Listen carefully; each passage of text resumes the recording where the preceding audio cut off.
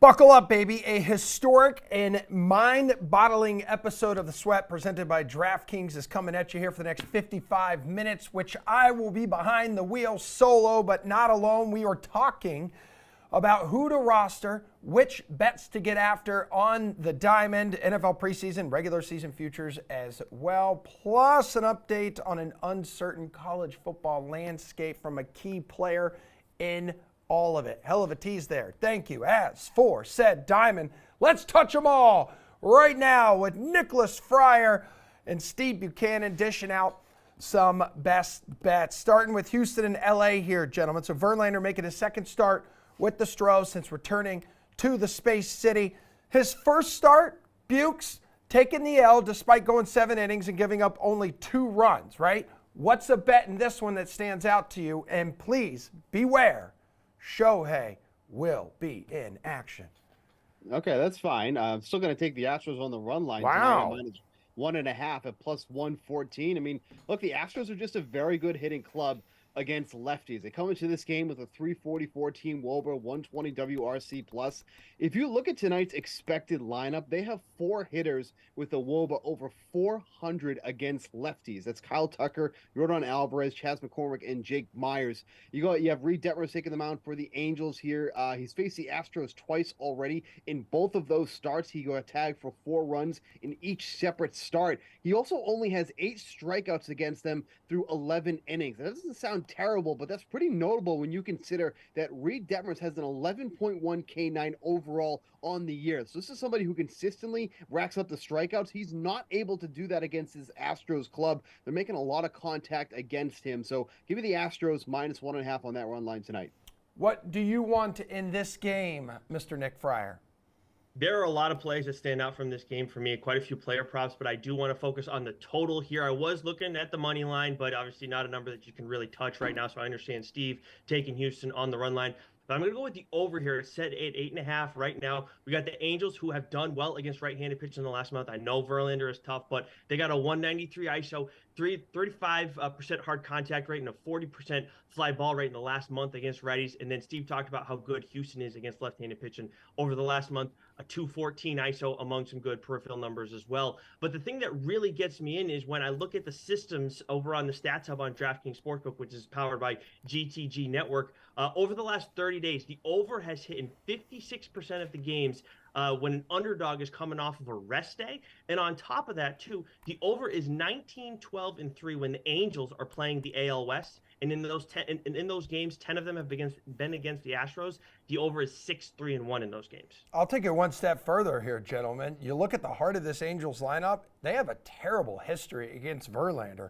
Moustakas, Escobar, Cron, and Ohtani all have an under 200 batting average against the future Hall of Famer and Justin Verlander. Yeah, how about that? I'll take that a step further. The Angels have a terrible history, period. Yeah, that's a fact, Steve. Free Shohei!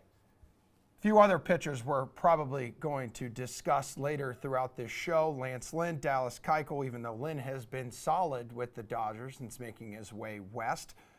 Fryer, my guess is we'll be focusing on some hitter props in these 2 games here. What are we thinking between Colorado and the Dodgers, as well as Minnesota and Philadelphia?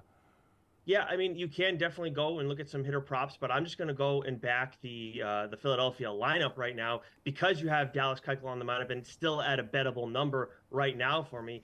We got Christopher Sanchez on the mound against Dallas Keuchel, but the biggest thing is, like with Keuchel, I mean, I trust Steve to put up a fight against Dallas Keuchel. Heck, Emerson, I even trust you to do that. Really? But and then Philadelphia has a solid lineup against left-handed pitching, not overwhelming. 38.2% hard contact rate does indicate they could do a little bit better than they're doing. Their ISO's right in the 170 range.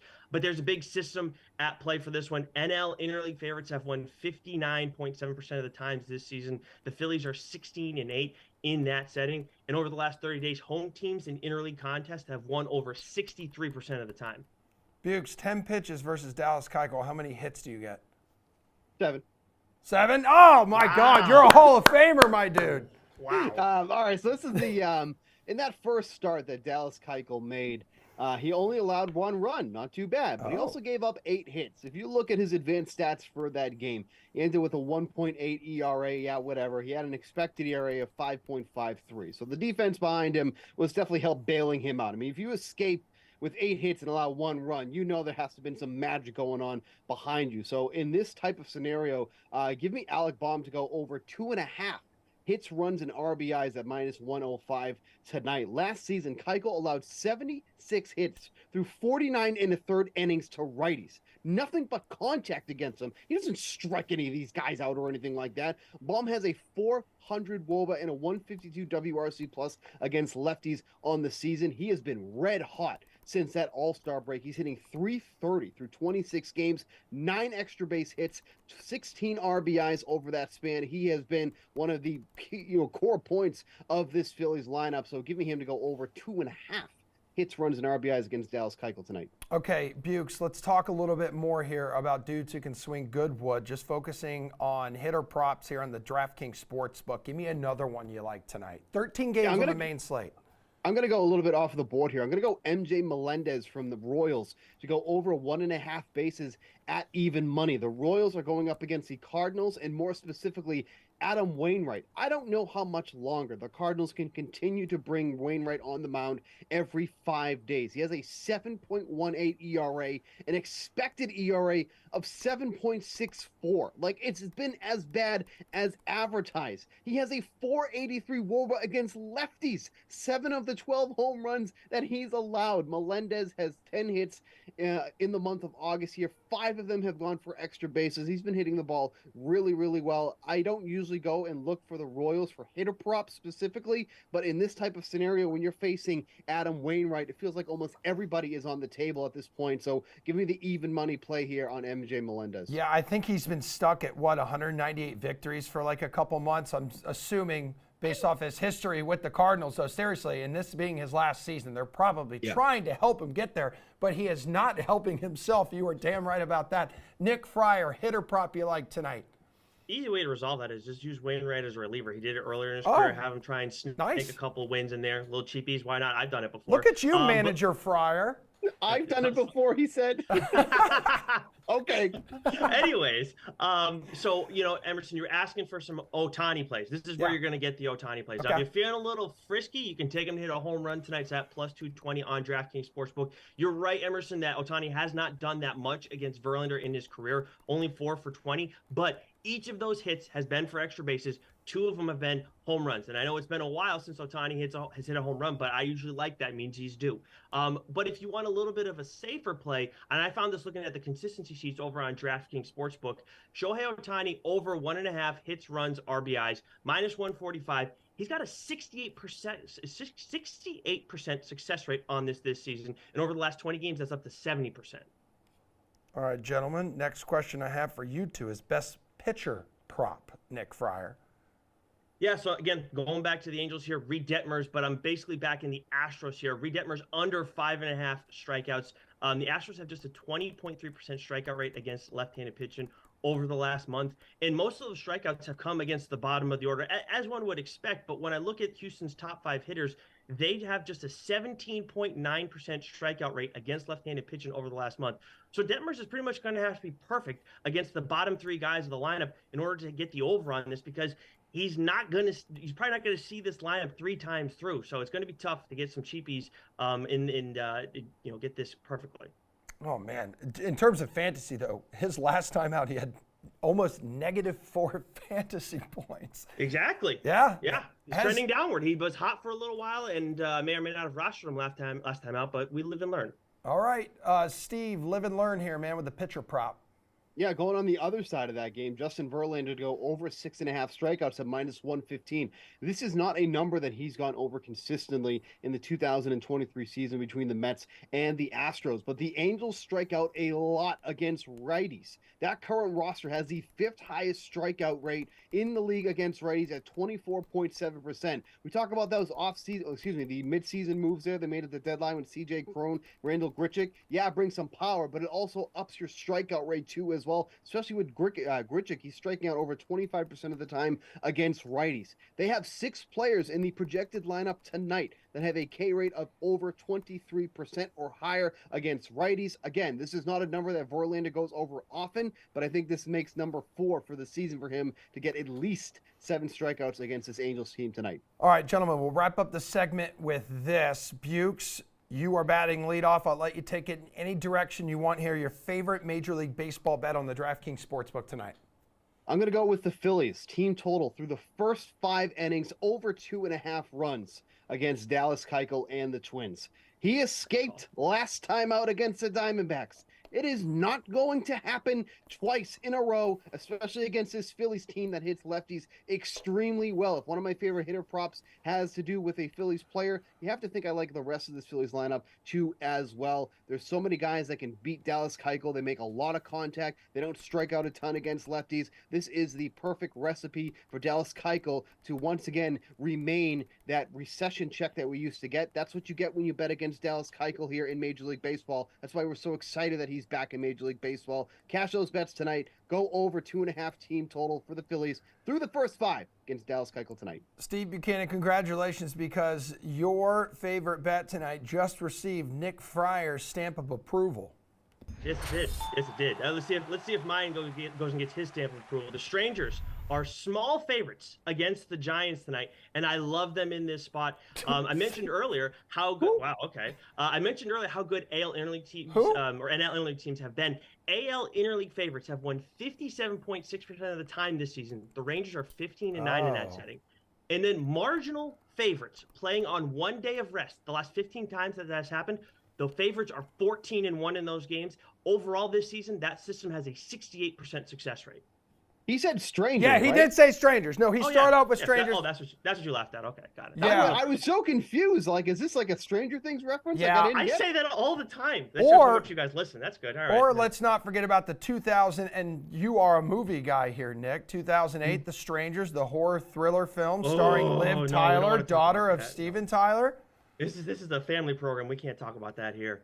All right, good. Well, since it's definitely not a family program either, Nick. Okay, we got to take a break. We're going to dive into some NFL preseason, kind of what we saw last night, a couple more games going down, big slate this weekend, also how it's going to impact our analysts and their approach to some futures betting, so stick with us.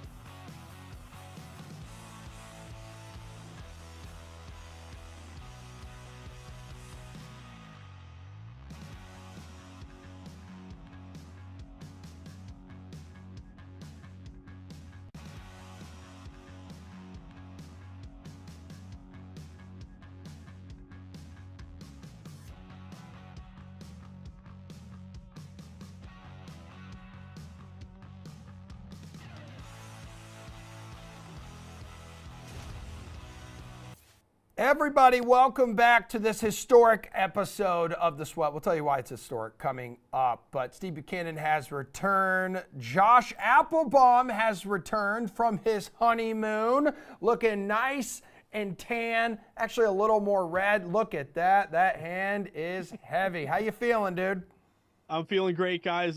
She said yes, had a honeymoon in Cancun, and I'm back with you guys doing what I love, sweating sports, talking about betting, so it's great to be back. How you guys doing? I'm doing great. Steve, you're doing all right? Yeah, I'm alive. I'm here. Super excited to be here. And you know what? I was super excited to be inside Gillette Stadium last night watching the Texans clash with the Patriots. Steve, I can confirm C.J. Stroud is an absolute bust. Do you have any other takeaways from either that game and Vikings Seahawks?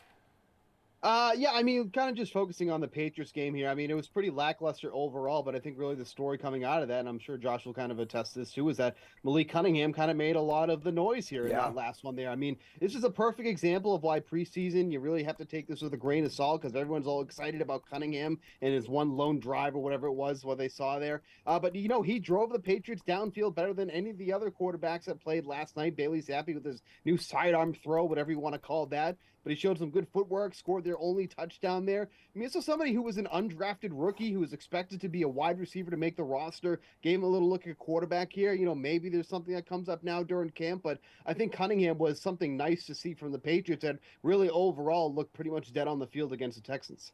Okay, Josh, how soon until Malik Cunningham is named the starter in New England?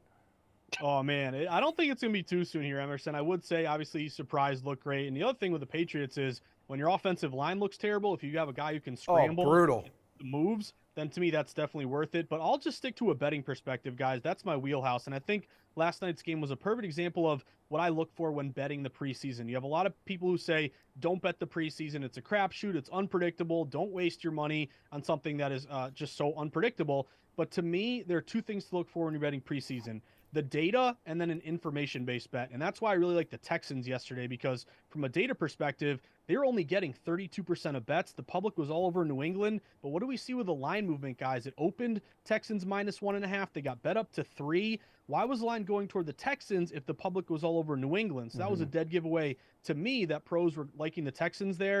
And then also, guys, if you're betting preseason, you got to read the tea leaves. You got to do your homework, because Belichick's a guy, of course, who will never give anything away.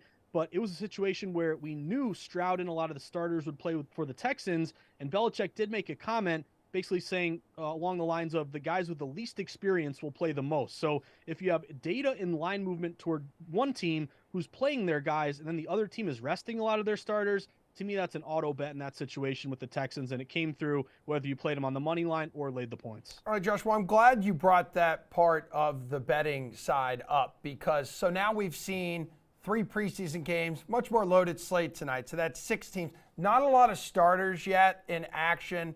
A lot of emphasis now on these joint practices. But how much of what we see and what we watch right now in these games and in these camps, how much should we actually let that affect what we do in the futures market?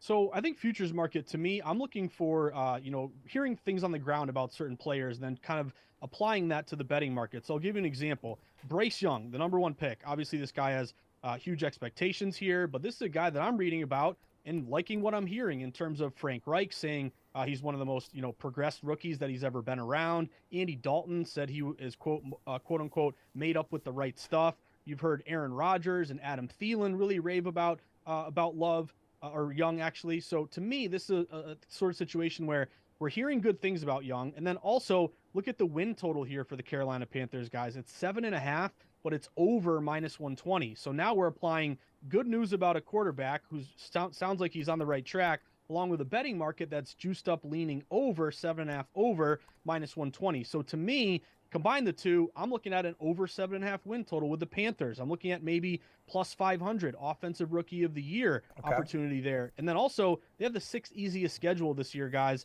Their opponents from last year just had a 45% win percentage. And that, division is wide open with no more Tom Brady. So again, we're hearing good things about Young. The win total is juiced up over. To me, that's a bet you can make looking toward the future based on the data and things we're hearing right now in the present. Well, Steve, like another example here that producer Drew put in, speaking of the NFC South, is like maybe Desmond Ridder plays tonight, shows out, so you lean on them for Saints for the division.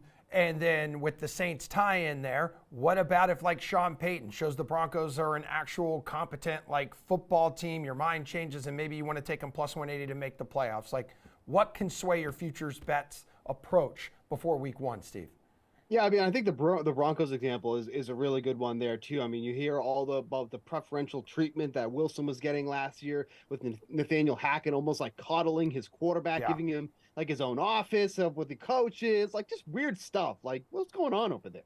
But Sean Payton has already come out and he's like, that's not going to happen here under me. And they did a lot in the offseason to improve that team. Like they revamped that offensive line, which really needed some help. They added to their pass rush with Frank Clark. I mean, this is definitely a team to keep an eye on because one thing that was kind of lost in all the, the crap that they were getting is that like they were actually a pretty good defensive team last year. It's just that the offense was so unbelievably putrid that nobody could focus on and be like, actually, they are pretty good defensively. They're doing a good job of keeping these other teams from scoring, but Russell Wilson was just so incredibly bad that sometimes they weren't even reaching 10 points in a game, so that's all everybody would focus on. So then when you talk about how they really kind of revamped this offensive line, they really did bolster up the defense even more. If that offense starts to click, then like, yeah, now we have a pretty legit team here. And if you're getting them preseason at plus 180 to make the playoffs, that's something that definitely you'd have to take and consider here. Because you look at some of the teams that are like a shoo-in to make the playoffs, like the Cowboys are at minus 230 to make the playoffs right now. You have a team that really could be an overall team at plus money still to make the playoffs. So I think the Broncos are a perfect example of that. But, still a lot to be seen here for a team that was just an absolute disaster last year. I mean, how much does your opinion change, though, Steve, when I tell you that Sean Payton's new preseason rules include a ban on bucket hats? That's I'm okay with that. I mean, I've never worn a bucket hat in my life. I never will wear a bucket hat in my life. So if I was on the Denver Broncos, I'd be like, okay, this doesn't apply to me, and I'm okay with it. Great. This just tells me that his high school bully wore a bucket hat. That's what this rule tells me. And by the way, Broncos tonight, Josh, going to be taking on Arizona, their preseason kickoff here. When we look at games going on this weekend, there's the obvious caveat. We may not see many starters, if any. I mean, give us a bet or at least something you're looking forward to seeing for tonight's slate of preseason games in the NFL. Yeah, so my favorite bet, Emerson, let's go to the dog pound here. I'm going to go Cleveland Browns on the money line to win tonight, around minus 160. Pro tip, when you're getting preseason games, I tend to go money lines if you like a short favorite, just because you have different players playing. What if there's a missed, extra point, a safety, weird things happen. So right now the Browns are minus 3, but I don't want them to win by 3. I push my bet, win by 1 or 2, I lose my bet. So I'll go money line here. But my angle, Emerson, just like the Patriots game last night, a data play and then also an information-based bet. The data screams Cleveland Browns tonight. They actually opened as a 1.5-point dog. Now they flipped all the way to a 3-point favorite. So this is one of my favorite systems, dog to fave line moves. When you open as a dog, you flip to a favorite. That just tells me a lot of big money came in to move that number. VSiN.com, we're showing the DraftKings bet splits, only 59% of bets on Cleveland, but more than 75% of the money. So a lot of these bigger, sharper wagers are going with Cleveland. And then also an information-based bet here. Number one, you have Cleveland, who's already played a preseason game. So they've already, taken reps. They've gotten some experience. They're going to play a lot of their starters tonight. You're probably going to see Deshaun Watson at least for a little bit. I'm excited about second half. Dorian Thompson-Robinson, who lit it up in the second half in the Hall of Fame game. And then also, I don't like what I'm hearing about the Commanders. You heard Rivera talk about how Eric Bieniemy is already ruffling feathers, where players are coming up to Rivera saying, Bieniemy's like too hard on us. He's too mean. They're quote unquote concerned. So bad news with the Commanders. Browns at home, second game, good sharp line move. Emerson, you want to sweat the Browns with me tonight? Minus 160. No, I can't stand the guys complaining because a coach is like too hard on them. Like we're not a good football team. You haven't been a good football team in forever. Stop bitching, moaning, and groaning and play football, okay? It's tough. It's not easy. Bukes, your NFL preseason bet du jour, please. I'll give you a storyline. I'll give you storylines here for this one. I like the Bucs quarterback situation that's going to be going on here. The battle the heightened battle between Kyle Trask and Baker Mayfield that's going to go down during the preseason here. Baker Mayfield expected to start for the Buccaneers tonight. Kyle Trask will go next week. That's the plan thus far. But, we obviously haven't seen much of Kyle Trask during the regular NFL action here. Was pretty good during the preseason last year. I'm honestly just very curious how the Buccaneers offense is going to go out and compete against what's essentially going to be some mid-quarterback play from whomever is going to come out as the starting quarterback here. You have some good offensive weapons on that team with Mike Evans, Chris Godwin. Also, both are very underpriced during week 1 of the NFL season for daily fantasy, by the way. But obviously the quarterback play is going to come into play here between Trask and Baker Mayfield. So I'm more curious to see who's going to end up and coming out and play out and get that starting job for the Buccaneers, because you're going from Tom Brady to, the mid of mid when it comes to quarterbacks for the Buccaneers here for the 2023 season. All right, Bukes, we do have some semi-breaking news to break to you right now. The most up-to-date updates always here on The Sweat. Baker Mayfield reportedly will be the Week 1 starter for the Bucs when they visit Minnesota 1 month from today, dude. Why did they make that decision already? That seems kind of odd. Why is that new? Probably because Kyle Trask is crapping himself. I don't know. The video I've seen coming out of camp, of course, everything is super real and honest on Twitter, is neither one of these guys can complete the simplest of throws. I mean, that's what you get. I mean, why would you pick these two guys? Like, okay, this is going to be our future. One of these two guys. Like, you get what you reap. Yeah, well, Anthony Richardson, no doubt the future in Indianapolis, Buke. So when we're talking Saturday's preseason slate of games, is there a bet or storyline you like here? Do not sleep on Tank Bigsby getting some run there in the backfield for the Jaguars. Who? Tank Bigsby? Yeah, former Auburn running back. He was like the SEC Offensive Player of the Year. Dude, it's legit. Yeah. Go ahead, though. Got it. Okay, let's talk about the Bears and Titans. I'm very curious to see how this Bears offense is running with that revamped offense there, with all the moves that the Bears made to improve their passing game. Likely won't see Chase Claypool in this one. He's dealing with a hamstring injury, but we could see some DJ Moore and Darnell Mooney. But reports have been coming out of camp that this has been a very slow start for the Bears offense through the air. DJ Moore has looked good, and that's kind of it for the Bears offense, at least from what they're saying thus far. There's been a lot of minor setback, a lot of minor injuries for a lot of these offensive players, so it seems like this could be the reason why this offense has been getting out to a sluggish start. But can you imagine if, with everything that we've gone through in this offseason, with all the hype, Justin Fields, potential MVP candidate, and that offense comes out and they are looking like they did last year? I think Chicago is going to burn. I really think that that's what it could end up happening with the Bears fandom there if this team is not good for the 20 and 23 season. So again, it's very, very early here, but the reports out of camp has not been positive for this Bears offense thus far. So I'd love to see what they look like in week 1 against the Titans and see if the reports are actually true about what we've seen so far. All right, Josh, what do you like in terms of betting Saturday's NFL preseason slate? Yeah, my favorite bet, Emerson, here, 4 o'clock, going to go back to the Carolina Panthers. I'll money line them again here, minus 175. And again, that's kind of going money line over spread to protect yourself a little bit for things you don't come to expect. But kind of we talked about earlier, or at least I mentioned, being high on Bryce Young and this team going over 7.5 win total. Well, look at what the market is doing for this game against the Jets on Saturday. This is another really sharp dog to fave line move, very similar to the Cleveland Browns here tonight. But you actually opened the Jets as a really short favorite, like a 2.5 point road favorite for tomorrow. We flipped all the way now to Carolina minus 3.5. So that indicator of dog to fave line movement tells me a lot of smart money is pouring in on Carolina. Really good bet split, Emerson. Only 30% of bets are taking Carolina. The public is all over the Jets. Obviously, the love on Hard Knocks and Aaron Rodgers, but Rodgers isn't expected to play tomorrow. Only 30% of bets on Carolina, yet you see this big, drastic line move in their favor. They're getting more than half the money, so really good discrepancy there. A third of bets, more than half the handle.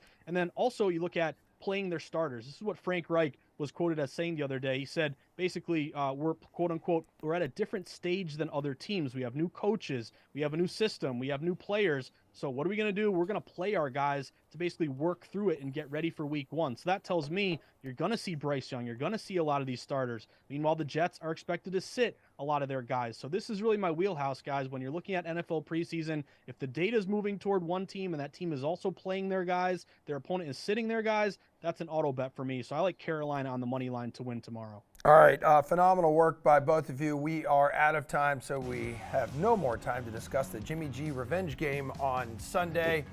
We have a huge show announcement, though, coming up that involves both of you. Big news for us. Been a big news week in college football as well, as it's just falling apart. At least the Pac-12 teams making their way to the Big Ten, teams making their way to the Big 12. So our college football experts, Mike Golic Sr., Jess Smetana, going straight to the source here on this week's episode of Golic and Smetty. Check it out. All right, Coach. Boy, oh boy, I can't wait to talk about your team on the field because your team is absolutely stacked. Had a great year last year, your year at Washington, now your second year, ready to go. But, I mean, it's been unbelievable what's going on in the landscape of college football, especially the Pac-12. So I guess first we'll just start in what are your overall thoughts on what's transpired in the last 24, 48 hours? Yeah, it's certainly been crazy. And, I think the piece that about it where it really hasn't been crazy is it's really nothing you can control as a football coach. And so be able to keep the focus on the team, be able to keep the focus on the staff and what we're doing day to day here as we start camp, that's actually been pretty simple. Hasn't really been a lot of questions even by the players. They're focused on the 2023 season. But, I know that our administration, President Kause, Jennifer Cohen, our AD, been working extremely hard to make sure we're in a good spot moving forward here at UW. So one of the things that you can control is your recruiting pitch. So how immediately have you had to change that now that you're, talking to players and college football coaches say, you're always recruiting now in the portal era, right? So how are you telling your players and maybe prospective players about what to expect now moving forward at Washington? Yeah, you never want to say it got easier because I don't think that's the case. I think the recruiting piece is definitely hard and complex at times. But a lot of the things that were questions being asked of us throughout the spring, throughout the summer with official visits, guys, especially in the 2024 class where it's coming down to that time where they make a decision. A lot of families sitting in my office wondering, what conference, like, what's it look like? And a lot of times my answer was just, talking them through and telling them what I know and trying to get them to be comfortable with the fact that at University of Washington, and not to be saying this in a conceited or arrogant way, but we're at a great place. We're a place where academically, athletically, there's a lot of great things that we have going for us. We're in a city that, certainly has a great market, and people are going to want our traditions and our history of what we've done, not just in football, but all athletics, all sports, to be a part of their conference if things would ever fall through or not be in a place that is favorable, if the Pac-12 had some situation just like what happened. And so a lot of it was just them trusting in us. And, it's opened up some new doors with some prospects, that's for sure, here in the last couple of days as well. So I wonder a lot, Coach, about the process, because obviously players don't make this decision, coaches don't make this decision, hell, ADs don't make this decision. This is university president. So how through this process were you kept in the loop of what was going on? Well, it really wasn't until late. I think a lot of times it was fluctuating so much based on what I understand, and how it seemed to be going day to day, to where even something you were being told really didn't matter that much because the next day it was going to be something different. And so, I ask questions because I'm curious, and you get asked questions by the coaching staff, but and the answers were there, the best that could be answered. But as far as really any offering of information from my end, other than you good with this, you good with that, from a head coach standpoint, that was about all as my involvement was in this whole process. So you have Pete Thamel Twitter alerts set up on your phone too. That's the standard for all the coaches in the Pac-12. Got it. Okay. So I'm wondering then, you as a coach, listen, you've been in the coaching game for a long time. So you understand, okay, I have no control over this. I'm just preparing for the season. But you're dealing with 18 to 22, 23-year-olds who live in the Twitter world and can be told, listen, there's nothing you can do about it. Just keep focused. But how do you keep relating that to the players to say, really, there's nothing we can do and get your focus on the season? Yeah, I think our guys trust us, and we are open with them on a lot of things, and just pretty much telling them, hey, when we have news that matters, we'll share it with you. I think a lot of the news was positive in our direction. I mean, again, like I said, we're relevant in a lot of different conversations, and just always felt comfortable, and a lot of it was timing and things like that, but felt comfortable that we would end up in a good, favorable spot for UW and be able to do the things that provide resources for our student athletes. And so I think their mind was always at ease, not concerned about having a home for us as a university, as a football program, as far as concerning conferences and memberships. And so I think really it wasn't like the guys were too concerned about a lot of what was going on. Either way, I think they knew we were going to be fine. Okay, one more question about conference realignment before we talk about actual football a little bit. One of the big talking points has been, with all the West Coast teams joining the Big Ten, how is travel going to work? It's a lot of strain on players to make trips across the country from the West Coast to the East Coast or Midwest. Is that something that you've thought about at all, or something that concerns you moving forward? Well, I think every sport is different, right? And, just the travel and the amount of games and trips you got to make from a football standpoint, I certainly think we'll be fine. And I don't know anything about the schedule and what it's looking like, but I, have to think that there'll be the West Coast games and then the rest of the conference schedule being split up, home and away, going across the country a little further. So, that being said, football doesn't play as big of and long of or as many trips and many games. So, I think there's a plan that, where there's a home base and it doesn't mean it's perfect. But I do think that there are other resources now that become available because of our involvement in the Pac-10. Yeah, the Big Ten. I got to get that straight, right? It's because of the Big Ten here down the road in the years to come. So, I feel fine about from a football's perspective, and I'm sure each sport, at different schools, and a lot of them might be their geographical location, might think otherwise as well.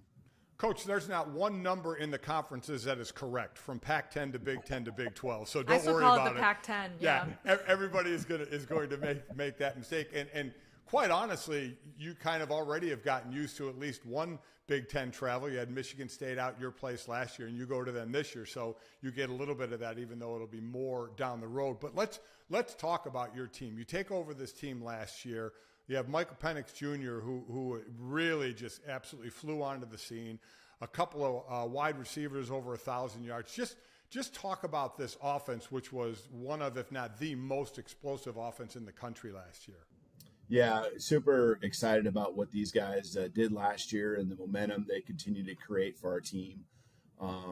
Just Michael is a guy that you're comfortable with in every moment. He's been through it. This is his 6th year playing college football, and he's been through the ups and downs personally, individually in those big games, and so, just seeing him have the year he had last year was even on a personal level, just really gratifying for me. He's done a great job of leading, working alongside our offensive staff.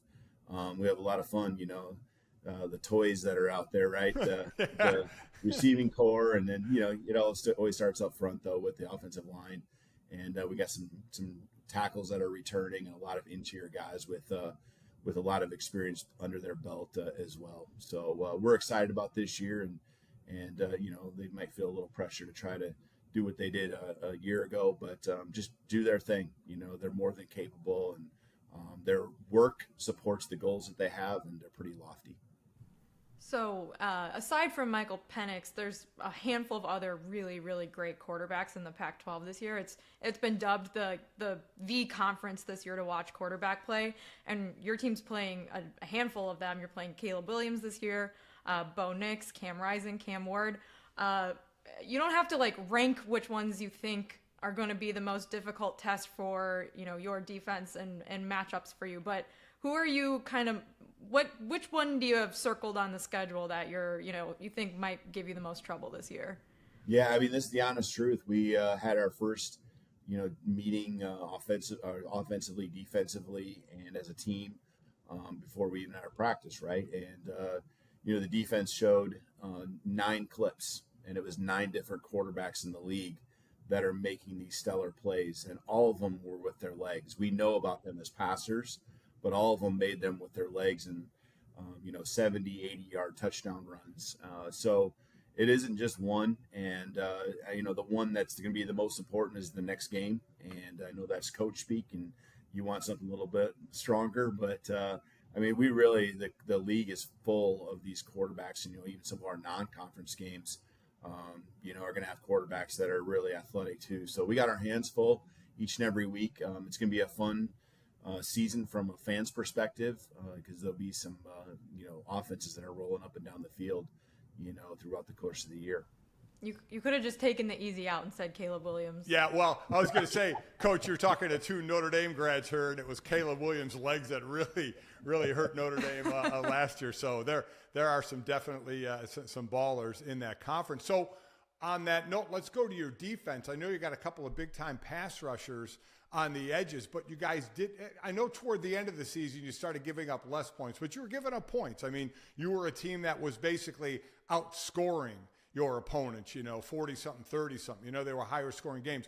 How, and I know you have co-defensive coordinators working, how is it working now? What's the plan to obviously have less scoring against you? Yeah, just taking the next step. And, our league, the scoring was up just in general. I think 6 teams scored more points last year offensively in the league than the top team did the year before, or the number 2 team did the year before. So, just again, with all those quarterbacks, there's going to be better offenses. But I just really feel we've taken that next step. I think we got a lot more banked reps because of the injuries that hit us at certain positions, allowing us to have to grow up. And by the end of the year, as you said, I thought we were playing some pretty solid defense consistently in November and into the bowl game. So I'm excited about that step we're taking. It all starts up front, as you know. And with the edge rushers combined with a lot of experience now that's growing in the middle there. And our linebacking core, I think, is ramped up on another level from where it was as well. I think all the positions as a collective coming together, I think will be a much different football defense or much different football team in regards to our defense. So, Coach, you're 11-2 last year. You have 2 losses back-to-back after 4 in a row. Then you go on a tear the rest of the year. You're set up again this year. What's the goal this year? Well, yeah, I know there's some lofty goals that our players certainly talk with media about, and get asked the questions about championships. And we certainly feel like we're a championship caliber team. And you got to win a conference championship before you give yourself really a chance to go on to the next step. So. What it takes to win that is what we're focused on. And I give our guys so much credit because that distraction is certainly there, on what is the goal, how many wins, is it championships or bust? Like some people have even put, and, right now the guys literally do such a good job of focusing on the present, worried about where their feet are at, just dialed in on being the best we can be. We built that philosophy from day one. It's honestly been what's got us to where we're at today. And they saw that happen last year, focusing on now and the present and how that all works out and the results take care of themselves. That's what they're doing. And we need to do that because even right off the gate with a Boise State in a non-conference game, we know what type of program that is. And we got to be ready week 1. Well, Coach, we do appreciate the time, and I have a goal for you that I'm not sure you have thought of, but this is the goal. Be the answer to a trivia question. Who was the last team to win the Pac-12 before they disbanded? That would be a good goal, huh? Oh, yeah, that would be a good one. I've heard that actually kind of amongst, out here, even the guys, the last chance to send as far as being a part of that Pac-12. So. Appreciate it. Yeah, that'd be great.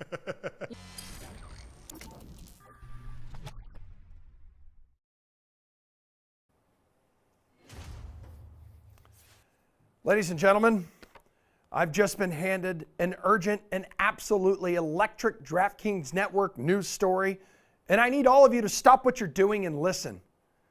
Starting on Saturday, August 26th, we will have a new time and day, or days, for this potentially award-winning program, The Sweat. Soon, you will be able to find us live on Saturday and Sunday mornings from 8 to 10 a.m. Eastern Time. That is a whole extra hour of beefy best bets, beefy best DFS plays, and everything else DraftKings related to quench your DK thirst. So as we get set for our new time slot, we'll be going to go dark. We will be dark on this show for the next 2 weeks while we make some upgrades to the studio and equipment. I'm talking about this studio right here. But do not ... sweat it, because when we come back, it's going to be a ton of the usual stuff we've been bringing you for the last 6 years. That's more than half a decade, but with more time. So that just means like new segments, new features, more interviews, anything and everything your meaty heart desires. We will also bring you all of the familiar faces you have grown to be familiar with over the years. I'll be your host. I know. We've got Julian Edlow, Stephen Buchanan, Josh Applebaum in studio with Jeff, Gary, and Pierce, and all of those other friendly faces stopping by, including the squad from VSiN, Meadowlark Media, and DraftKings Network. So, start your weekend with a good old-fashioned sweat. Saturday and Sunday mornings at 8 o'clock Eastern, 2 full freaking hours until 10 o'clock. Live on DraftKings Network and VSiN, plus the usual spots. Talking DraftKings YouTube, DK Network, Twitter, and Twitch. Thank you, everybody, for sweating with us every single day. We are stoked to have you moving with us to the weekend.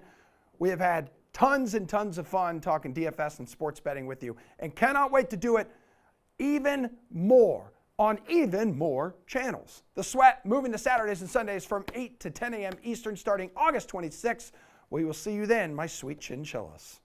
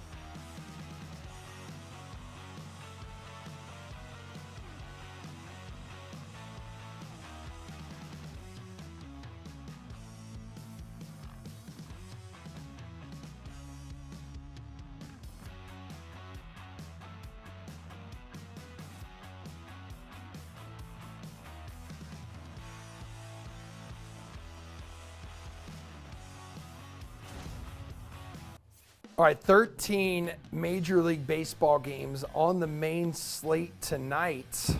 In terms of best DFS pitchers, these high-end pitchers on your screen, they're at the top of the board because they're good pitchers. And we have a good panel here to help you build a money-making lineup for tonight on DraftKings. How about DK contributor Gary and Thorne, Tanner Kern, Roto Wires, Eric Halterman. Gare Bear, I will start with you here. So out of all the potential plays tonight, for obvious reasons, give me a pitcher under 8 grand. So not the real heavy hitters we just had on our screen. Chris Sale returning from the IL, just 7.9. Let's go, dude. I mean, it was appealing until you find out that he's only going to pitch 4 innings tonight. Yeah, that's boo. really the concern. But I'm going to look to the other side of that pitching matchup.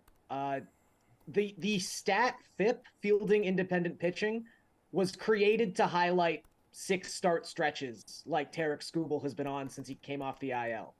It's been truly impressive stuff. The ERA is up above 3, but his 1.37 FIP in that 27 inning span is primarily because he's striking out 31% of the batters he is facing. He's only walking 4%, and he's yet to allow a home run. Tarek Skubal has picked up exactly where he left off prior to his injury last season. He's really good, and this is a great matchup against the Red Sox, who have been sneakily really bad with the bats the last 2 weeks. WRC plus of just 73 in that span of time. Boston also the most left-on-left plate appearances of any major league team so far this season. They stick with their lefties against a left-handed pitcher. Not a great strategy against Tarek Skubal. All right, Tan Man, you know that more than anybody here. Give me a pitcher under 8K tonight, homie. So I'm going to go with Johan Oviedo for $7,000. He's averaged 15.5 fantasy points in his past 10 games, and he's been exceptional in 4 out of his past 5 starts. And he's been against some decent offenses with a lot of pop like the Padres and Giants. So he has stepped up and performed. In the past 30 days, he's got a 2.30 ERA, and opponents are batting just 147 off him. So that's remarkable. He's going to face a Reds offense tonight. They've just been horrendous since the start of the second half. They're batting 226 as a team with a 287 OBP. If your team OBP is under 290, you are not delivering at all. So that puts the advantage in favor of Oviedo there. And the Reds have scored 3 runs or less in 5 of their past 7 games as well. So I really like Oviedo. I have a huge night for a good price. Easy E, you're up. Yeah, this is the part where I learned that I misread the word under as over on the show notes that I was given. So I'll tear up my notes on Lance Lynn, who I think is a decent, more expensive play. Let's go with Christopher Sanchez instead, among the guys who haven't been talked about in the sub 8,000 bracket. Christopher Sanchez has made 10 starts for the Phillies, and he's looked good enough that I was somewhat surprised that the Phillies went out and added a starting pitcher. Granted, if you're going to add a guy who throws a no-hitter, fine, do that all day. But Christopher Sanchez, 3.44 ERA in those 10 starts. He's gotten there by missing about an average amount of bats, 23% strikeout rate, not walking guys at all, just a 4% walk rate, and he's keeping the ball on the ground very well. Ground ball rate just shy of 57%. That works. That's a pretty sustainable path to being a pretty good pitcher. He was knocked around a bit by the Royals in his last start, which you don't like to see, but pretty much all of his other starts have been very solid. He also gets a bonus here in that he gets to face off against Dallas Keuchel on the other side for Minnesota, so his chances of getting a win will probably be boosted a bit by that. All right, Eric, let's see if you read this one correctly. Infielder north of $4,500. Well, I prepared a soccer player, so I don't know where we're going with this. But let's stick around in that same game. The Phillies, I mentioned Dallas Keuchel, is the kind of pitcher you might want to pick on. He didn't give up more than 1 run in 5 innings in his season debut last week, but he didn't strike out anybody and gave up 8 hits. I don't think that's going to keep out working for him. So let's go with Alec Boehm at 4,700 because he's going to bat second against, again, one of the weaker pitchers in baseball, one pitchers who had pitched his way out of baseball, had a 9 ERA last we checked, and it was something like a 5 or 6 the year before that. I want plenty of Phillies here. Boehm hasn't really kicked on and taken that next step of adding power to his contact this year. Only 12 homers this season after 13 last year, so he's probably going to finish with a career high, but probably not going to finish with 20. But he's hitting 290. 293 actually right now, and he's batting in the top of the order that, again, even if the Phillies lineup hasn't gotten the contributions they've gotten from all their big bats throughout the season, I think when you put them against Dallas Keuchel, they probably should be in for a pretty good day today. Gare Bear, who do you want?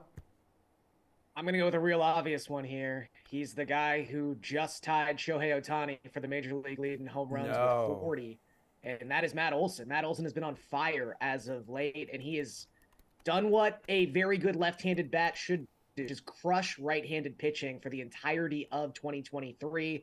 He's got a 1.031 OPS within the split, a 168 WRC plus against right-handed pitching, and he is going up against Tyler McGill. Now, Before I list off these stats, we should clarify.